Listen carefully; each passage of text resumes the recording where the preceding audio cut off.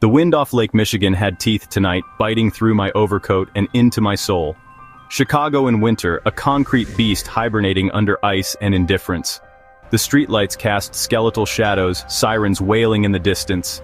A lullaby for the damned. I pulled my collar tighter and walked, no destination in mind. The precinct was a morgue, my apartment a tomb, so I let the city swallow me whole. Neon signs bled into the wet streets, promises of warmth and whiskey that always ended up empty. This city used to be a puzzle, a dragon to slay. Now it just felt tired, and maybe I was part of that wait. The old lines had blurred. Good guys and bad guys all lived in the gray. Politicians slicker than ice, crooks in tailored suits. The crimes were quieter now, profit over passion.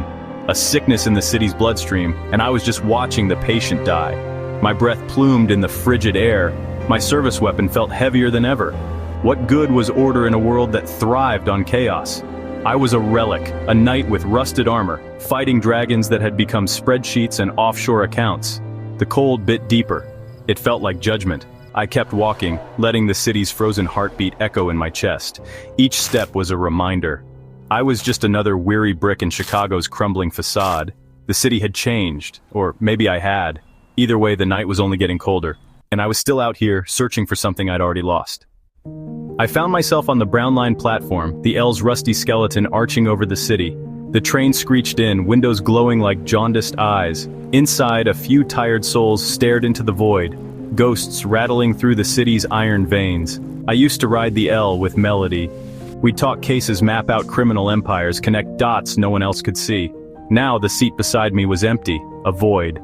The city looked alien through these windows without her. The train swayed. Everything was cold tonight, as if all the warmth had left with her. We were a team, Trout and Melody. We closed impossible cases, saw patterns in chaos. She was the strategist, I was the muscle we fit.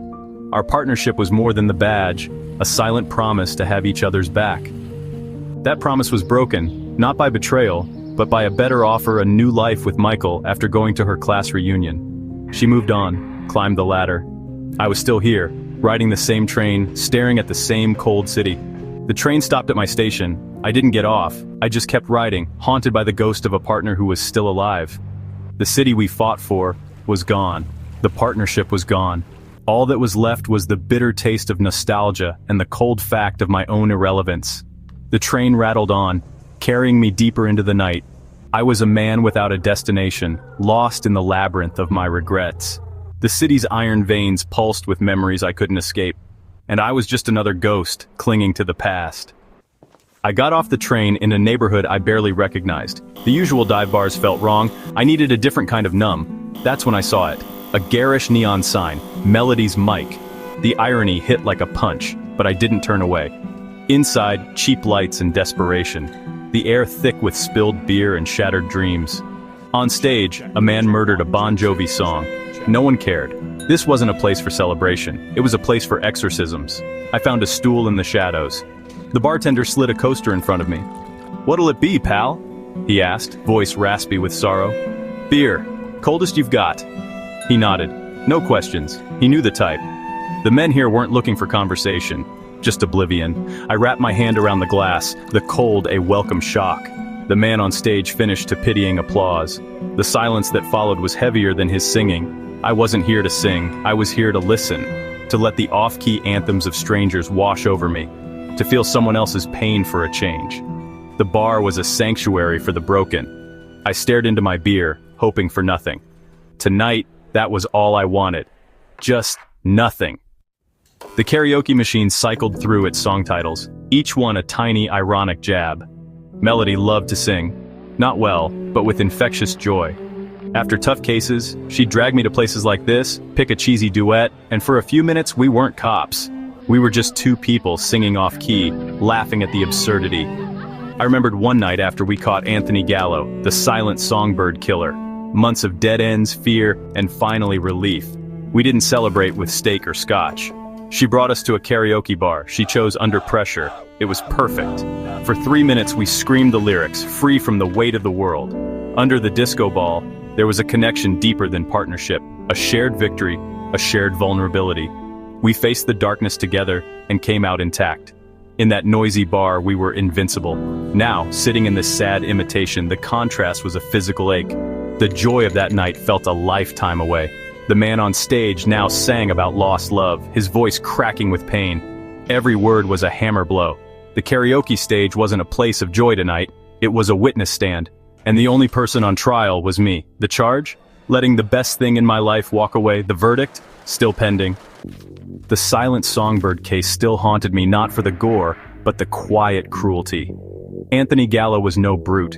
He was a twisted artist targeting young musicians. He didn't just kill them, he silenced them, breaking fingers, destroying instruments. For 6 months he held the city in fear. No fingerprints, no DNA, no witnesses. Melody saw the pattern. Each victim had played at one of 3 open mic nights. She built a profile. A failed musician, consumed by jealousy, wanting to silence the music he'd lost. We spent weeks in those clubs, posing as patrons, watching, listening. Every performer could be the next victim. The paranoia was constant. Melody watched the performers. I watched the crowd. We worked in perfect sync. The break came from a bartender who remembered a quiet man in the back, Anthony Gallo, a former pianist whose career ended by a car accident. Melody's profile was dead on. When we brought him in, he gloated, describing his crimes with pride. I felt only cold rage. Melody looked at him with pity. She saw the broken man, not just the monster. That was her strength, maybe my weakness. We caught the killer, but the silence he created was permanent. Justice closed the file, but it didn't heal the wounds. The case was over, but the echoes lingered. Melody moved on. I stayed behind, haunted by what we couldn't fix. The city moved on too, but I never did. Some cases never let you go. This was one of them. After the Songbird case, something shifted. The victory felt hollow. We couldn't undo what he'd done. Melody started talking about changing the system from the inside. She wanted to be an architect, not a janitor. I didn't understand. The cleanup was my purpose. Her ambition became a gulf between us. She looked to the horizon. I stared at the pavement. She was running toward a future. I was anchored to the past. The day she told me she was leaving, it was quiet. Just a simple statement over coffee. I got the job, Liam. I nodded. Didn't fight. Didn't tell her I'd be lost without her. Pride wouldn't let me. I congratulated her and watched her walk out of my life. The silence she left was louder than any gunshot. Every case after felt like a pale imitation. Every partner, a placeholder. I was a ghost in a trench coat, haunting the ruins of a partnership. She had grown. I was still here, in a city eating me alive, in a bar named after her, drinking regret. I was a detective who'd solved every case but the one that mattered, how to live without her. The feeling wasn't just loss, it was failure, and it echoed in every empty room. I was about to order another beer when the door opened, a blast of frigid air, and she walked in. She wasn't just a woman entering a room, she was an event. Crimson dress, jet black hair, pale angles, she moved with predator's grace. Her eyes, green and sharp, swept the room and landed on me. She looked, not glanced, peeling back layers, seeing the rust and rot. Our eyes locked.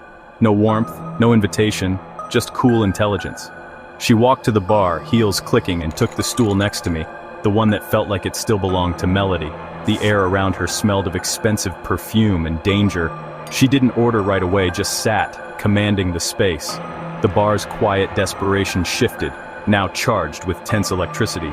I tried to ignore her, but it was like ignoring a forest fire. She was out of place, yet she owned the room. I could feel her gaze, a physical pressure, a challenge. My night of quiet misery was over.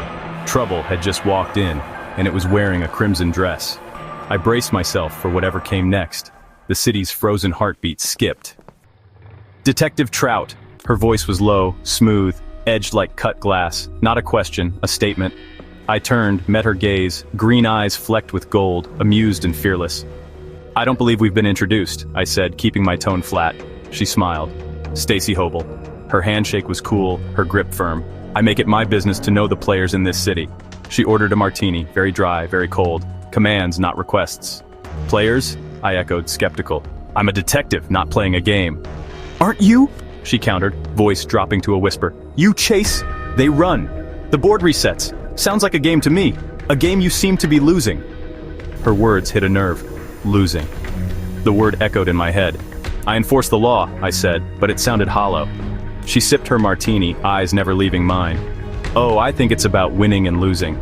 And I think you're tired of playing by rules designed to make you fail. She set her glass down, a gavel falling. The conversation had started and I was already in over my head. She radiated confidence, unsettling, alluring. I tried to regain my footing, but she was in control. "You don't have to keep losing, detective," she said, voice soft but dangerous. The bar faded away. It was just her, and the choice she was offering. I felt the ground shift beneath me, and I wasn't sure I wanted to stay standing. "And what would you know about the rules?" I asked, trying to steer the conversation back to familiar ground. She leaned in, perfume intoxicating. "The rules are written by the winners, detective, and you're not on the winning team. You put away men like Anthony Gallo, a monster, a headline, but what about the real monsters? The ones in high-rises, laundering money, poisoning water, protected by power? The system is designed to catch the sharks that swim too close to shore, not the leviathans in the deep. I'd seen it, cases dropped, witnesses silenced, evidence gone missing. I was a cog in a broken machine, or maybe one working exactly as intended. "Justice is a beautiful idea," she said, "but out here there's only power, leverage, and outcomes." She sipped her martini, watching me. "You chase justice, I arrange outcomes. My method works." "Tell me, detective, when was the last time you got a real result? Not just a conviction, a meaningful result?" Her words stung. I thought of the families, the victims, the files closed but never healed. The system protected the powerful. I was powerless. She was right, and we both knew it. The bar felt smaller, the air heavier. I stared at my reflection in the glass, tired, defeated. "So what's your point?" I asked, voice low. "That the world is crooked and I'm a fool for trying to straighten it?" Her smile was an invitation. "You don't have to be a fool anymore." The choice was clear and terrifying, and it was mine to make. Her question was a dagger, a real result. I thought of the Songbird's victims. We caught the killer, but the silence was permanent. "I'm a police officer," I said, words a flimsy shield. "I uphold the law. I don't decide what justice looks like." It was the academy answer, but it sounded like a lie. "The hero myth," she said, dismissive. "The lone righteous man fighting the good fight. It's a cage, detective. You follow the rules, collect evidence, get warrants. The men who run this city laugh at you. Their lawyers are better. Their connections stronger. You bring a knife to a nuclear war and call it honor. I call it a fool's errand." Every word resonated with the truth I'd tried to ignore, the frustration, the futility always one step behind. I stared at my reflection, tired, defeated, a man with nothing but scars and an empty apartment. "So what's your point, Miss Hobel?" I asked. "That the world is crooked and I'm a fool for trying to straighten it?" Her smile was different now, not mocking but inviting. "My point, detective, is you don't have to be a fool anymore. You just have to be willing to change the game." The words hung between us, heavy with possibility. The rules I'd lived by suddenly felt like chains. She was offering a key. I wasn't sure if I wanted freedom or if I'd survive it. The city outside was still frozen, but something inside me was starting to thaw. The night was far from over, and the game had just changed. Change the game? The words tasted dangerous.